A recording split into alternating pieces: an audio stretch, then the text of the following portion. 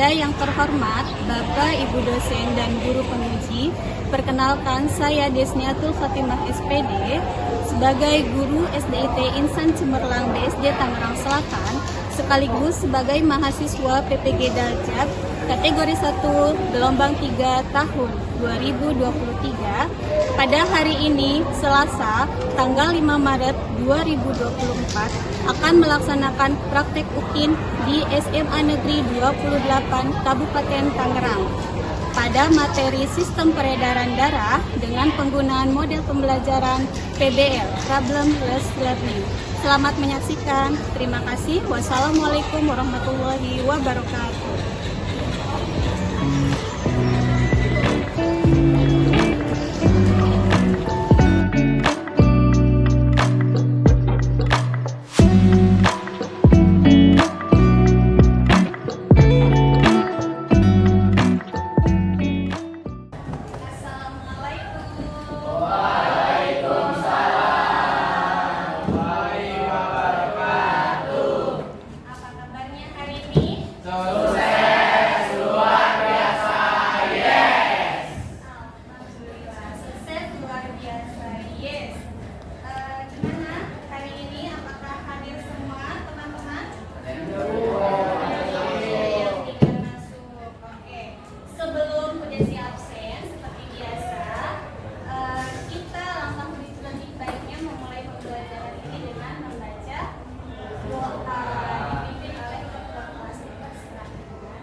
Sebelum kita belajar, alangkah baiknya kita berdoa dan mati mulai.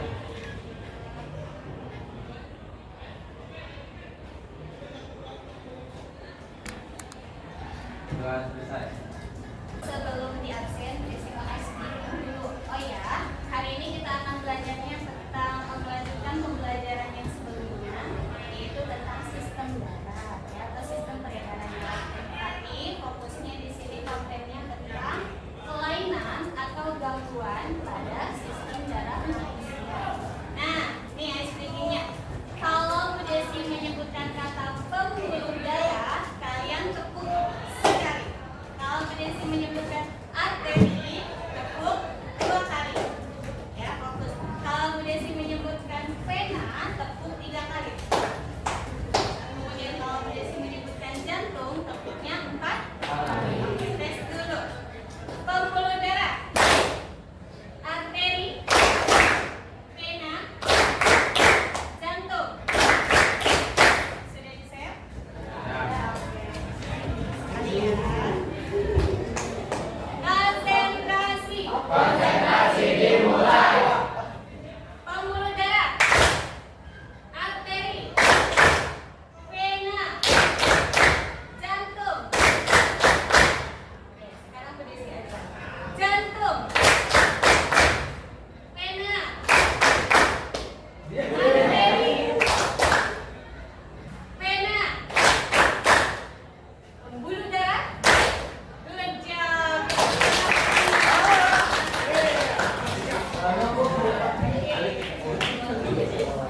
Selanjutnya hari ini yang tidak hadir berapa orang? Bagas Mareno, Azizul Hakim, Andrian Selva, Aditya Iwiban, Yudhistira, Wanda, Winda, Novia, Andin, Ajeng, Dita, Dinda, Ayesa, selanjutnya Risma, Roro, Jafar, Mayang, Marvan, Desya,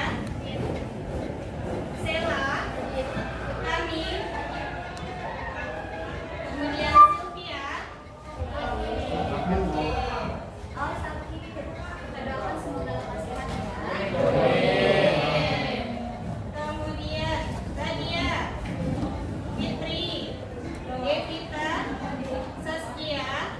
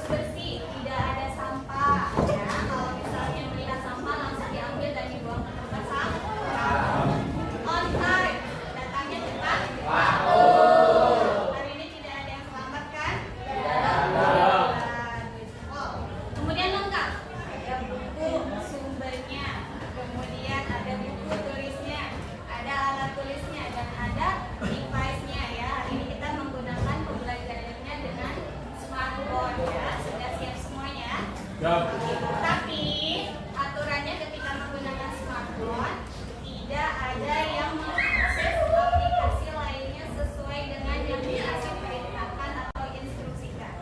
Paham? Kalian perhatikan gambar. Gambar apakah ini? Keren ya. Masih ingat tidak? Jantung itu berperan untuk apa? Ya, memompa darah. Kemudian kelainan apa sih kira-kira yang terdapat pada organ jantung? Serangan jantung, jantung koroner ya. Nah, hari ini kita akan membahas tentang jantung. Oke, alhamdulillah. Kemudian organ-organnya dan komponen penyusunnya ya. Nah, manfaat kita mempelajari sistem peredaran darah khususnya dalam kelainan dan gangguan itu kira-kira apa manfaatnya untuk kedepannya? Kita bisa tahu cara menjaga organ-organ sistem peredaran darah kita agar tetap bekerja dengan baik, berfungsi dengan baik ya. Kemudian kalau sudah terjadi atau sudah ada gangguan yang kelainan pada organ tersebut, kita sudah tahu cara mengatasinya dan cara memberikan penanganannya ya. Nah, di sini kita akan belajar itu. Nah, selanjutnya tujuan pembelajaran hari ini kita mampu menganalisis kelainan atau gangguan yang terjadi pada sistem peredaran darah manusia. Kemudian yang kedua, mampu menganalisis gejala dan cara pencegahan gangguan atau kelainan pada sistem peredaran darah manusia. Nah, pembelajarannya kita menggunakan PDL, problem development.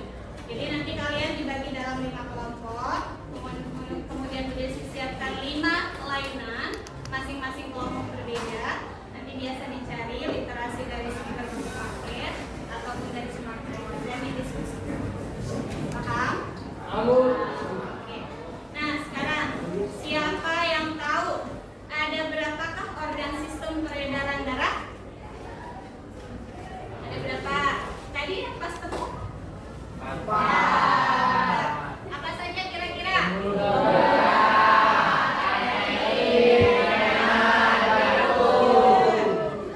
Kira-kira kelainan apa sih yang terjadi pada sistem peredaran darah? Ada anemia, leukemia, thalassemia, terus jantung koroner, terus banyak ya. Nanti kita akan bahas ya. Kira-kira apa sih penyebabnya? Kok bisa terjadi kelainan atau gangguan pada sistem peredaran tersebut pada organ-organnya?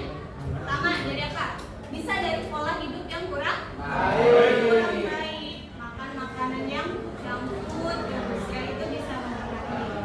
Oke, nah seperti biasa, Ibu akan memberikan asesmen diagnostik kognitif dulu di awal. Ibu sudah share kuisisnya, silahkan diisi sekarang 5 menit dari saya.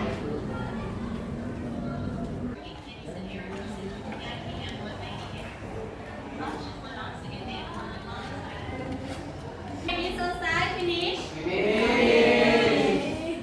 Di sintaks 1 ya, pembelajaran kita akan menggunakan PDL, problem listening. Jadi Bu Desi menyiapkan masalah ya, kemudian kemudian nanti diskusi kelompok untuk memecahkan masalah tersebut. Di sini yang dinilai keaktifan kalian ya. Jadi dalam satu kelompok itu harus bekerja sama, saling diskusi, berliterasi ya. Kemudian nanti saling bertukar pikiran. Setelah selesai, kemudian nanti presentasi, dan ketika presentasi seperti biasa ada saling menanggapi, ada yang bertanya, ada yang menanggapi seperti itu. Itu keaktifan yang dinilai ya. Oke, sebelumnya perhatikan dulu.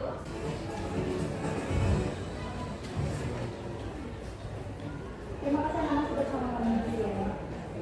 Kurang lengkapnya sarana laboratorium yang ada di rumah sakit di Indonesia. Jadi kendaraan bisa sampai akan sulit dibuktikan. 20% kasus hemofilia diwariskan dari hemofilia. Dokter anak subspesialis hematologi Rumah Sakit Universitas Indonesia, Ludia mengatakan. Dari video tadi, kira-kira menurut kalian apa penyebabnya hemofilia? Genetik, betul. ibu kandungnya pada anak laki-lakinya itu 70%. 30% itu di luar dari genetik.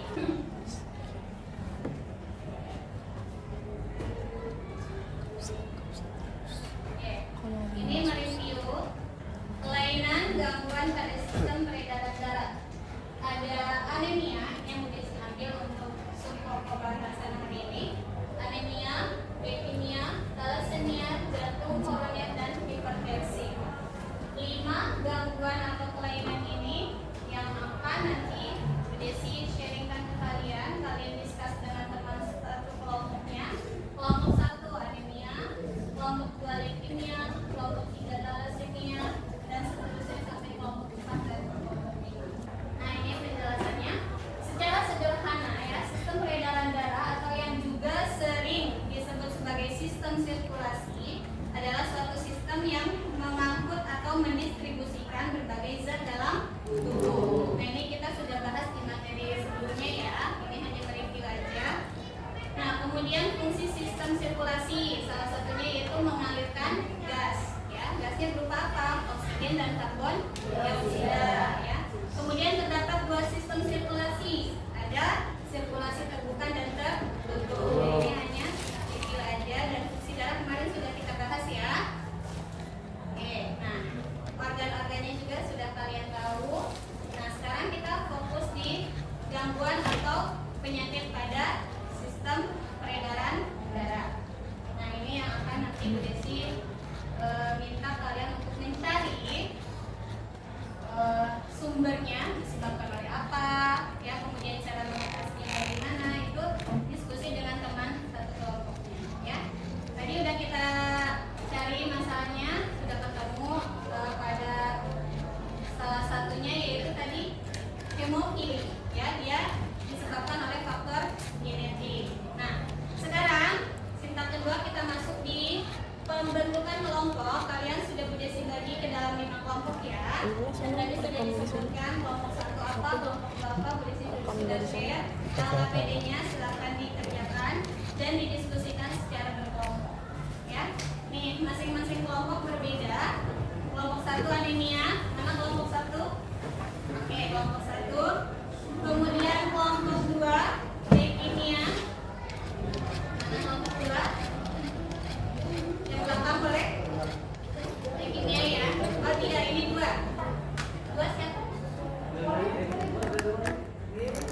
Ya. Apa? Siapa? Ya. Kelompok 2 ya. Kelompok 3 thalassemia ya. Oke. Kemudian kelompok 4 ya. Kelompok 4 jantung koroner, dan kelompok 5 hipertensi. Ya, nanti kalian cermati kelainannya seperti apa ya, kemudian temukan gejala dan cara mengatasinya. Setelah selesai kita presentasi ya. Silakan kerjakan LKPD.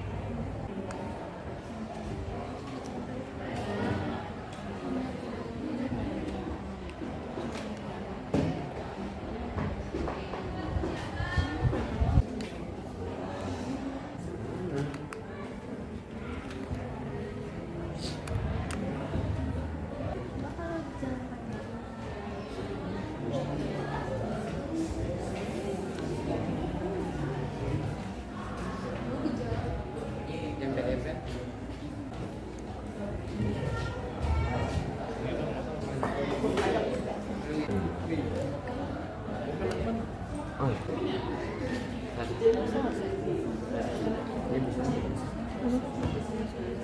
Nah, pulang dulu.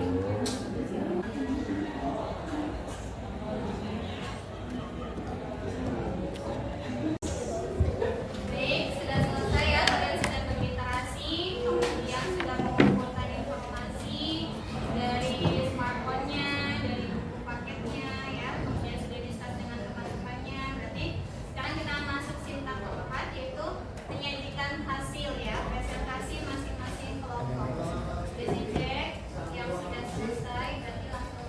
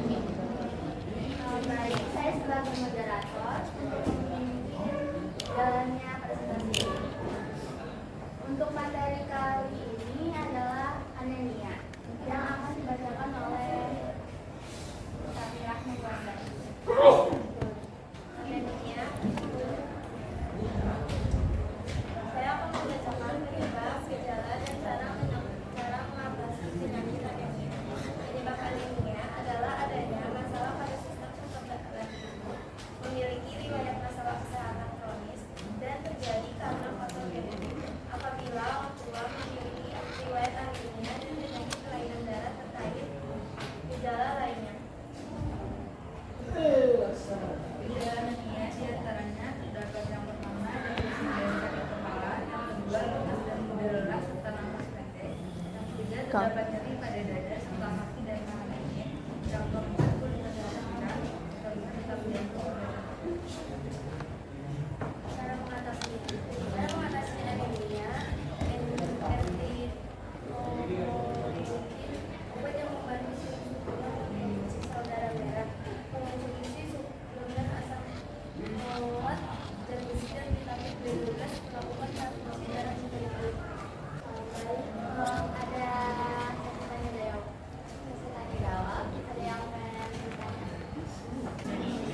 Assalamualaikum warahmatullahi wabarakatuh.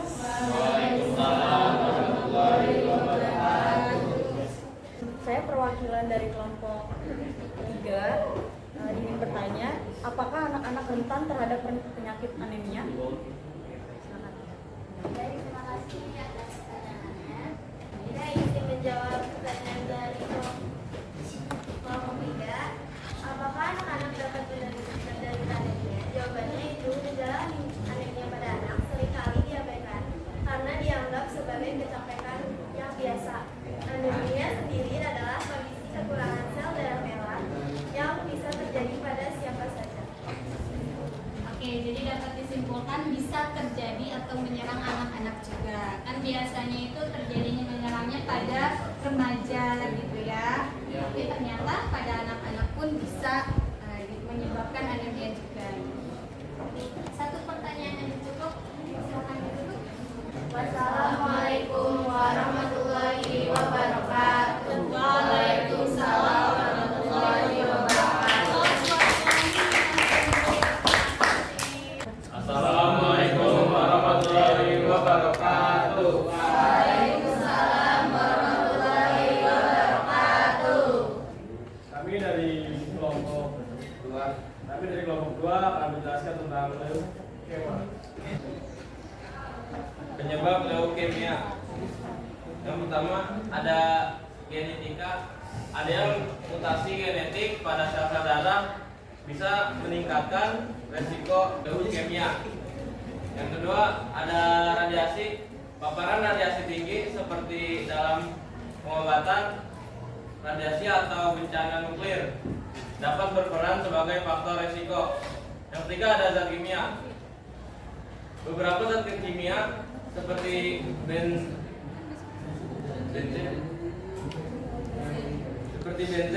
dalam industri tertentu dapat meningkatkan risiko leukemia. Yang keempat ada paparan lingkungan. Faktor lingkungan tertentu seperti asap rokok dapat berkontribusi terhadap risiko leukemia. Beberapa kondisi genetik yang mempengaruhi produksi dan fungsi sel darah juga dapat meningkatkan risiko leukemia. Selanjutnya yaitu gejala leukemia. Yang pertama demam dan menggigil. Yang kedua tubuh terasa lelah dan rasa lelah tidak hilang meski sudah beristirahat. Yang ketiga berat badan menurun drastis. Yang keempat gejala leukemia. 5 bintik merah pada kulit. Yang ke-6 bibisan. Dan yang ke-7 mual dan muntah. Yang ke-8 otot hilang kendali. Yang ke-9 nyeri tulang. Yang ke-10 tubuh mudah mual. Yang ke-11 kekeringan berlebihan terutama pada malam hari. Dan yang ke-12 bingung dan kejang. Cara mengatasi leukemia, yang pertama ada kemoterapi. Penggunaan obat obatan baik satu jenis maupun kombinasi untuk membunuh sel kanker. Yang kedua ada terapi biologis, penggunaan zat yang diproduksi secara alami oleh tubuh atau dibuat secara sintetis. Yang ketiga ada terapi radiasi. Yang keempat ada perawatan tubuh, pengobatan terhadap gejala yang menjelang berat penyakit leukemia seperti obat herbal dan obat. Kami ingin membuka sesi pertanyaan jawab. Yang bertanya. Assalamualaikum warahmatullahi wabarakatuh. Waalaikumsalam warahmatullahi wabarakatuh. Saya perwakilan dari kelompok saya. Aku ingin bertanya bagaimana cara mengenali gejala awal pada penyakit leukemia. Selanjutnya akan dijawab oleh Mas Tani. Nah, jadi jawabannya untuk gejala awal leukemia bisa bervariasi tergantung pada jenis leukemia dan tingkat keparahan. Tetapi beberapa gejala leukemia termasuk kelainan yang tidak normal, infeksi yang sering kembali, peningkatan risiko muat dan pendarahan.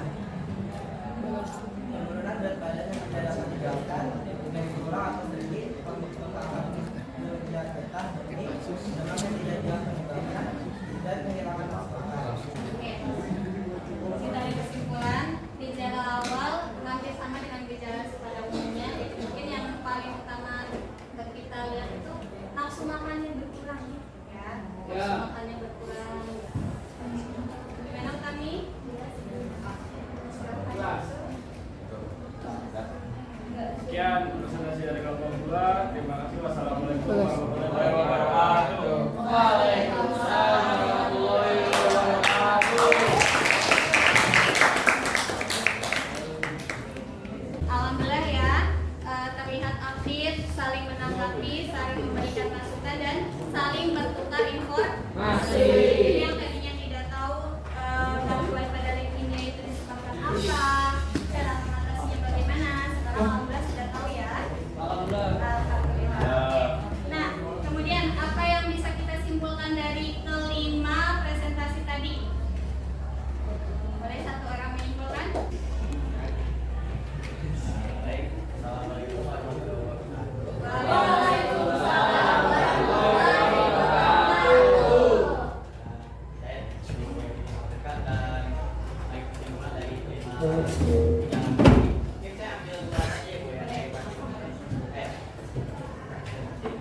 Jadi untuk mungkin dari penyakit anemia dia dari sel darah merahnya itu kurang daripada sel darah aslinya, yang menyebabkan yaitu kalau gejala umumnya seperti dia gampang marah, yaitu kekurangan zat besi. Nah, untuk cara mengobatinya atau mengatasinya itu dengan konsumsi zat besi, itu pada umumnya anemia seperti itu.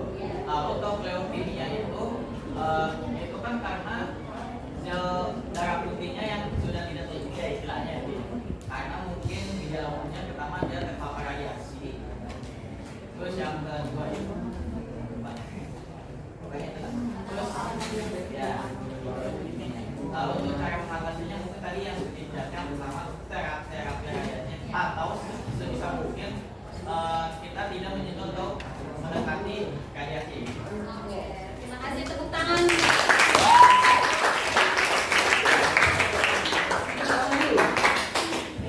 Nah, selanjutnya tadi kan sudah disimpulkan, jadi ya kesimpulannya itu dari kelima ada anemia, kemudian leukemia, thalassemia, jantung koroner, dan yang terakhir ada hipertensi. Nah, kita bisa tahu cara mengatasinya bagaimana, gejala awalnya seperti apa, gangguannya itu disebabkan karena apa. Nah, dari situ kita bisa paham. Sekarang kita ke refleksi dulu ya. Semoga tertawa semua.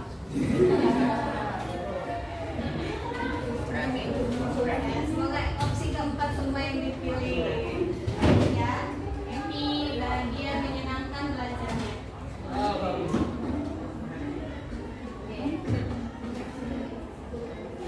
Boleh dilihat yang mengisi refleksinya.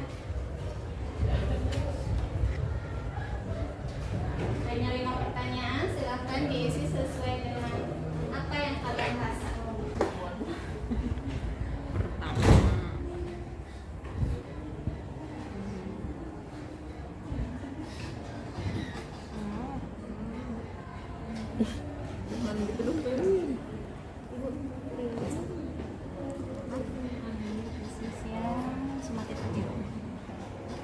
Yang semakin akhir ya.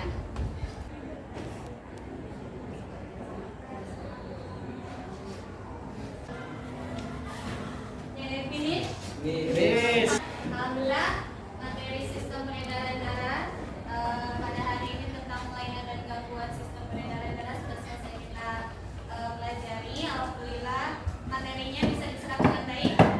Dengan berdiskusi dengan teman kelompoknya, diskusi kalian akan lebih paham ya. Karena apa? Karena bisa saling bertanya, saling bertukar pikiran ya. Tetap semangat belajarnya, jangan lupa selalu happy belajarnya ya. Supaya apa? Supaya materi yang kita terima itu bisa diserap dengan baik. Kalau belajarnya sambil tidak happy, nanti materinya tidak bisa terserap dengan baik. Sebelum kita akhiri pembelajaran hari ini, dipersilakan Ketua Kelas untuk memimpin doanya. Sebelum kita mengakhiri pelajaran kali ini, kita berdoa kepada Tuhan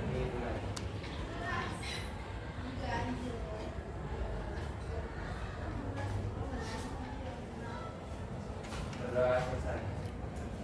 Terima kasih. Assalamualaikum warahmatullahi wabarakatuh. Waalaikumsalam.